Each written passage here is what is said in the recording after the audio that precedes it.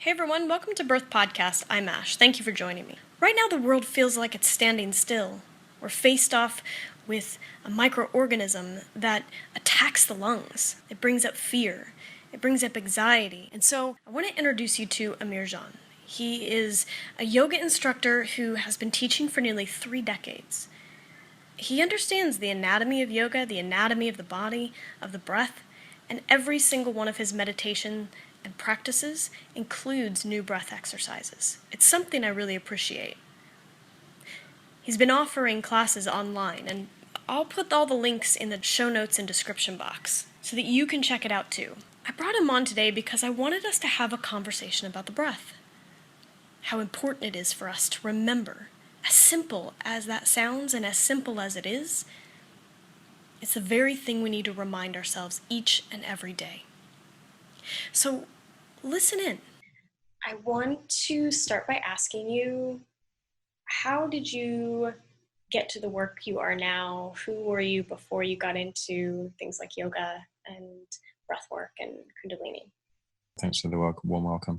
Yeah, I am a father of 4 grown-up children. And many moons ago, in another life, almost it seems now, I was running another business as a designer because one of my passions when I was much younger was design.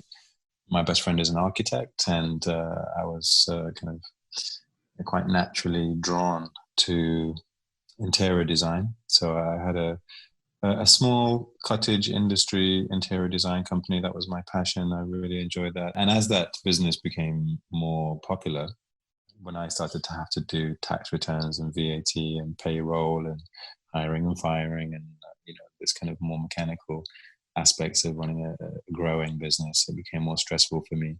One day, the nanny of my children said to me, maybe you should come to yoga. It's going to help you to de-stress from the pressure of your business and your work. And I was like, yeah, I'll come next week.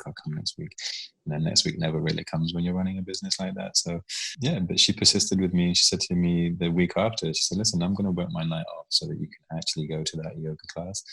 And I did actually go there because I was feeling particularly stressed out. And immediately after one session, I recognized the benefits of yoga practice, the potential to restore my sense of peace and well-being and physical, mental, and emotional kind of balance.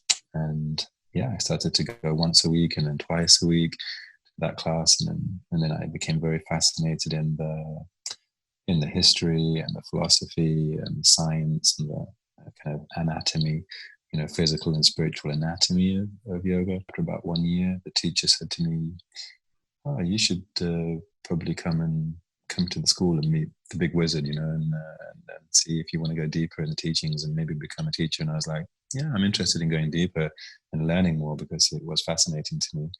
I was a little bit like a naughty child, like constantly asking questions like, yeah, but no, but yeah, but no, but how, but who said, but like, how do they prove that? Like, what, really?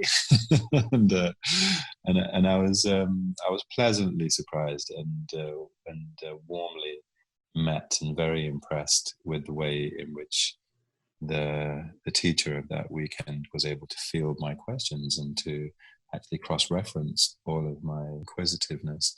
I was actually able to bow and ask that teacher if they would be my teacher and be my mentor. And that person went on to become my mentor for more than 15 years.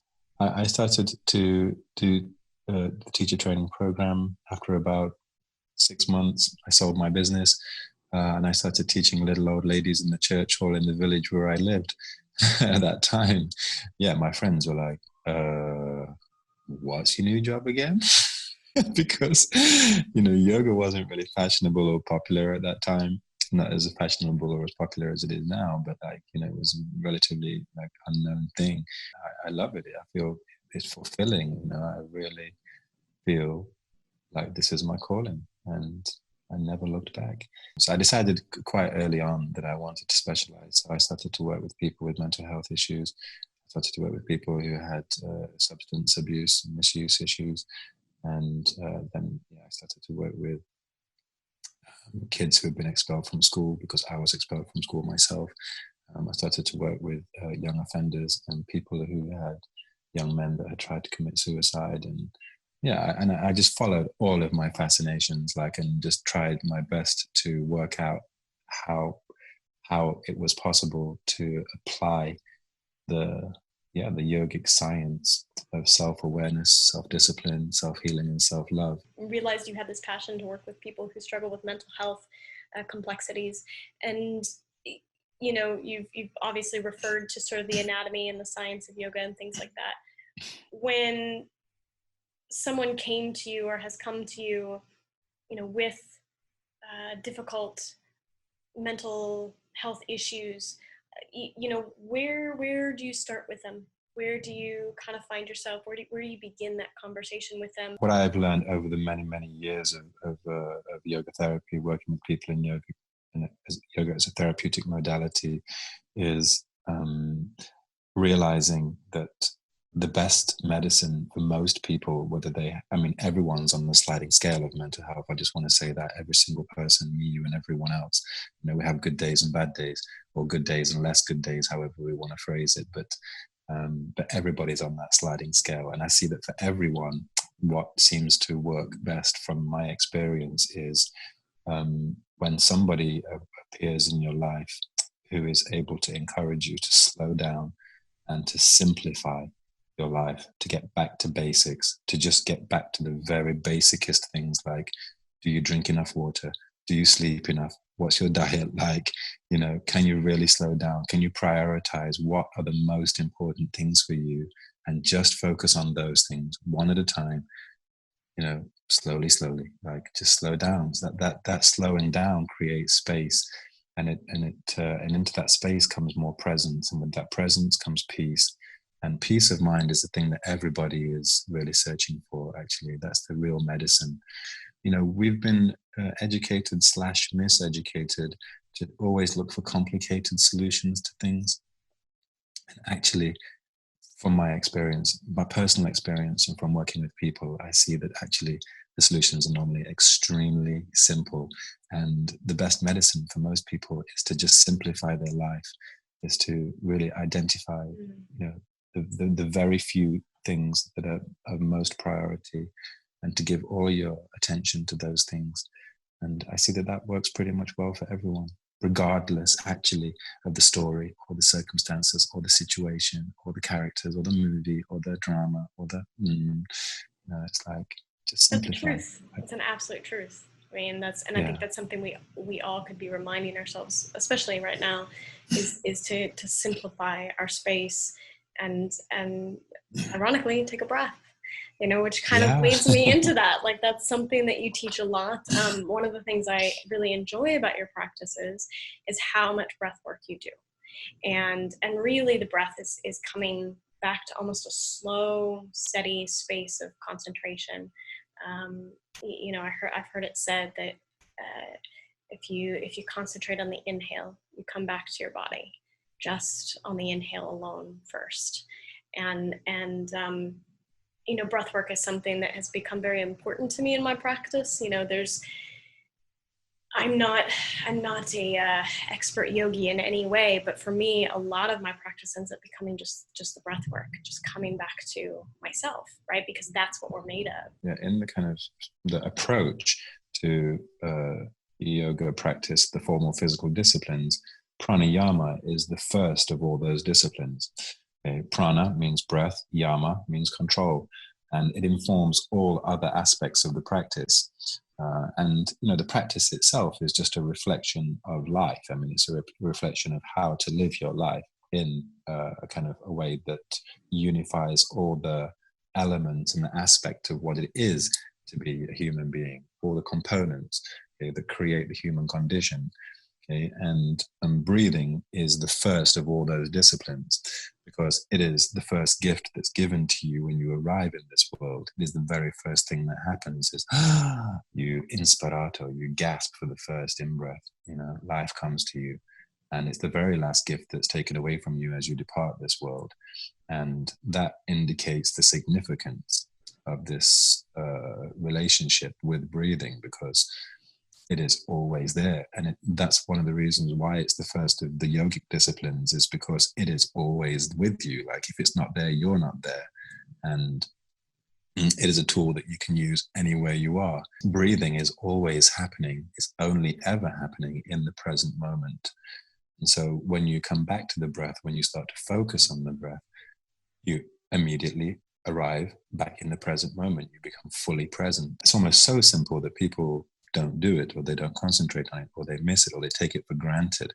But when you come back to the present moment by becoming present to the rhythm, the tides of your breath, the rising and the falling of the diaphragm, then with that presence comes peace, because presence and peace, they kind of go together. I mean, it's not always the case that when you're present, you're peaceful, because difficult things can be happening in the present moment. But when you're present to it, it puts you in the strongest possible position to be able to see things as they are and not allow the imagination to kind of run away with you. That can be like riding a wild horse. And if you've ever ridden a horse that suddenly becomes unruly or starts to run or gallop or buck, that is a very uncomfortable and a very dangerous thing. And the mind is this is a perfect analogy for the mind. The mind is something like, a wild horse. The nature of the mind is like wind. Wind is constantly moving. But wind is air. Air is breath. Breath is what helps you control the mind. And so, there are all sorts of synergistic kind of metaphors. And I think that this kind of insight, along with the actual formal physical disciplines of being shown techniques of how to breathe, formulate a very simple but a very potent medicine, because the body, of its own innate kind of magic or wisdom or intelligence, whatever you want to call it, will breathe naturally for you. It will. You don't have to think about it. But the moment you start to think about it, you can take the reins. You can take control of it. And when you pick up the reins, you start to direct the horse. Absolutely. Tell me about a time for you in particular, where maybe you had a stressful situation, or maybe there was a shift or a change going on, and you just took time to stop and breathe, and it shifted your perspective maybe in an entirely different way. Because one of the things that I find is that if I'm going through maybe a challenge, whatever that could be, it could be work related, it could be personal related, if I can just get a few moments to choose to take a few moments, and even just a few breaths in, my perspective might change on that situation, or my conversation might change with the person that maybe I'm not gelling with, or or I'll come up with a more rational idea. So can you share maybe just a moment or a story for you personally that you felt like, the moment you hit your mat, or the moment you just sat down and took time to breathe just that much, just a little while, that you were able to kind of shift your space? Well, for me, it's not just about the mat. I mean, the mat represents the kind of formal physical discipline of showing up to practice. But for me, yoga on the mat is just practice, and it's practice for real life. And for me, real life is living yoga. That's just every moment of every day. And, and actually the tools and the skills that we develop while we're practicing, like all practice, only becomes relevant or meaningful when you can practice it when it matters. And it normally matters when you're in relationship, okay, with anything, with money, with food, with other people, with yourself, with your family, with your professional, in your professional theater, or with your romantic partner. Because they are the moments where it's likely that the misunderstanding will occur, or that issues, egocentric, normally driven issues will arise. And then who are you then? How do you respond then? And practicing on the mat different breathing techniques, practicing breathing through your nose, practicing breathing long and deep, practicing being conscious in the present moment of breathing. It all helps and adds to this habit, because human beings are creatures of habit, of being present. and being conscious. And what I see for myself is that from this practice, when I am in the living yoga of everyday life, in relationship with people and things and situations and circumstances, that it's this relationship with the mind. It's the mind always dragging us around. Okay, if we let it run away from us, if we let the mind become the master, it will become a very dangerous master, actually. Yeah, because it will start to make assumptions and projections. It will start to open 10 trains of thought simultaneously, and that can become very confusing and agitating. And then that, because the body is the lens of the mind, then it's the lens of emotion, then we start to express this kind of agitation or this confusion or this projection or this kind of toxic emotion or these kind of poisonous thoughts or these old kind of stories and ideas and things that have been programmed into us by our circumstances as we grow up as a little child, because that's where we learn social negotiation. I really try to make it simple for people. And one of the first things that I advise people who are trying to develop a kind of deeper awareness about how to stay peaceful in the present moment when things have become difficult is to really breathe slowly through the nose, is to slow the breath down, breathe through the nose, because it really regulates the breath in a much slower rhythm. And when we slow down the rhythm of the breath, it slows down the cadence of the heart. And when we slow down the cadence of the heart, the breath and the heart together, which are the two primary biorhythms in the human being, they also start to slow down the kind of chaotic thoughts that just naturally emerge and arise from feeling challenged in life. And it starts to create a more stable harmonic resonance between the hemispheres. And that actually clears the field of perception or misperception, as it were. And it allows us actually to act from a more authentic and a more stable and a more kind of genuine, sincere place, even when things are difficult. I love that you call it living yoga, because it's so important to identify the fact that, or you talk about the fact that the mat is really just the practice, right? Because sort of the pious ritual is fine. It can be very beautiful. But it's really just a training ground so that when you're doing your everyday, you're able to sort of take those values in that space with you. I think it was Alan Watts who said something like, you don't peel the potatoes and talk to God, you just peel the potatoes. Right? The idea is that what you're doing is this holy, sacred thing. And so the ritual of yoga, it's a beautiful thing, a moment in the day or a moment, in your week or whatever, but it's actually the values within it or what you take with you.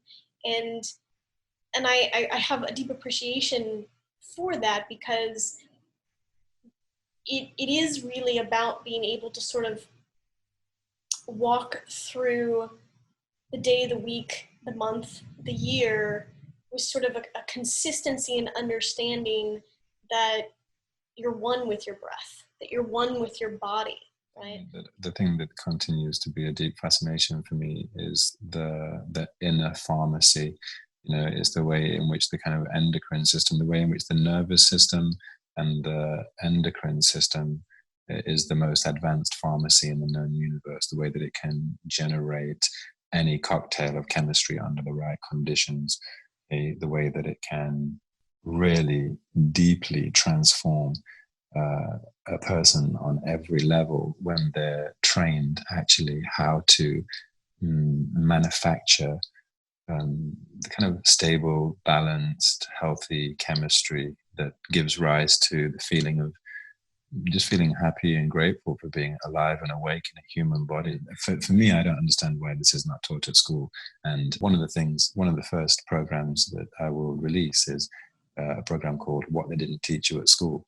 Okay? And it will be all the basic things that you should have been taught at school about exactly how to do those things, how to do exercises which stimulate the birth of new chemistry, good chemistry, healing chemistry, like the secretion of serotonin, dopamine, oxytocin, noradrenaline, the kind of the chemicals that make you feel happy, naturally happy and grateful and calm.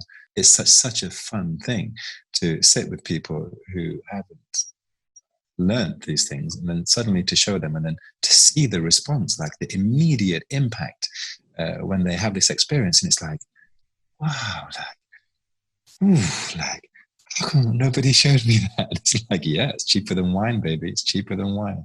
When somebody sort of discovers a way for themselves to come back to themselves and feel at peace within their own body, it's beautiful. It's poetic. Yeah.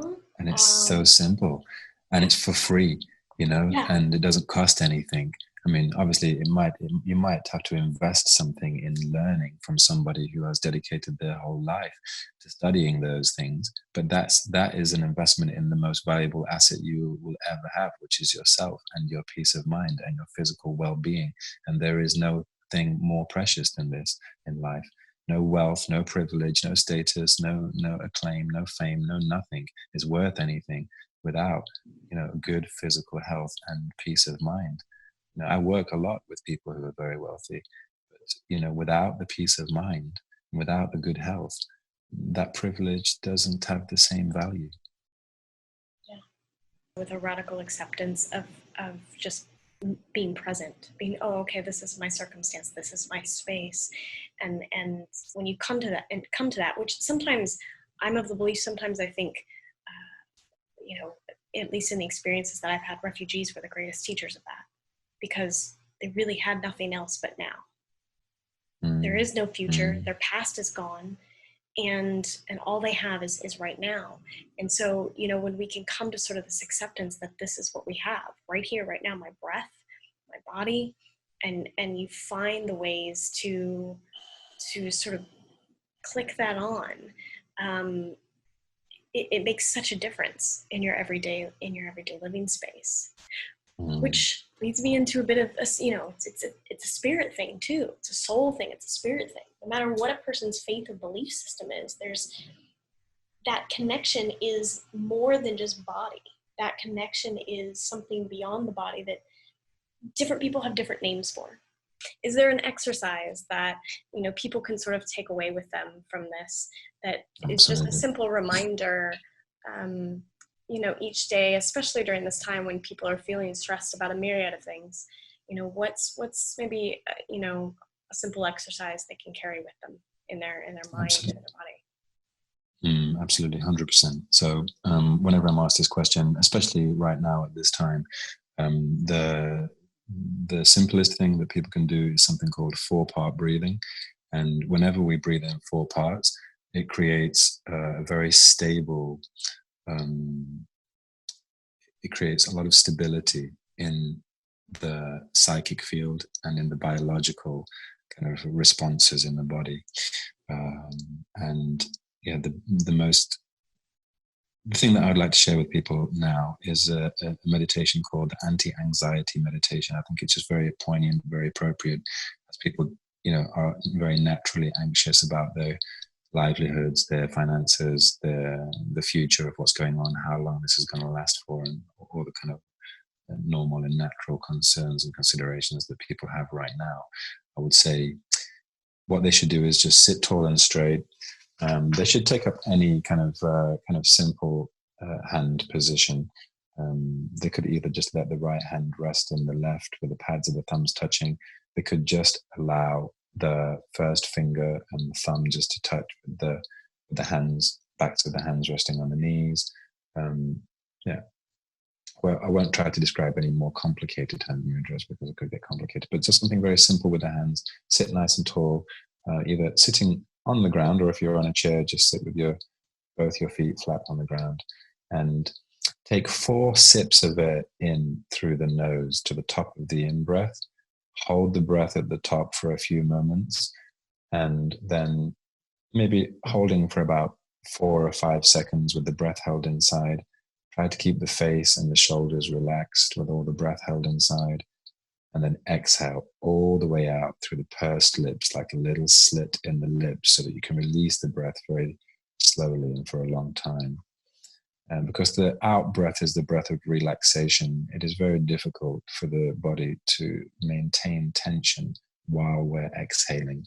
So it's just 4 sips of air in through the nose, like one breath broken into 4 parts. Hold the breath at the top, hold for about 4 or 5 seconds, and then exhale all the way through the pursed lips, like a little slit in the lips, and try to breathe completely. So we use the full capacity of the lungs. So when we breathe out completely. So there's nothing left to come out. When we breathe in, we breathe into the top. And we just go for about between 6 and 10 rounds of that kind of breathing. And I can assure you that, it is a way it is the anxiety killer. Okay. It is a thing that brings down any kind of anxious or disturbing or uncomfortable thoughts and emotions immediately. It quickly delivers you back into the lake of tranquility in the present moment and into a very calm and peaceful perception, so that you can move again from that place. Okay. Thank you for that. I hope that exercise was helpful for you, and that you'll practice it again and again and again with your children, with your partner, with your families, with your friends. And you do this each day, more than once if you need to. It's important that we remember to just focus on our breath and come back to ourselves. And that way, we can proceed in the world in a way that feels far more calm amid the unknowing, amid the mystery. Thank you for joining me, and stay tuned for more to come. We'll continue with Amir next week. I leave you there to live and move and have your being.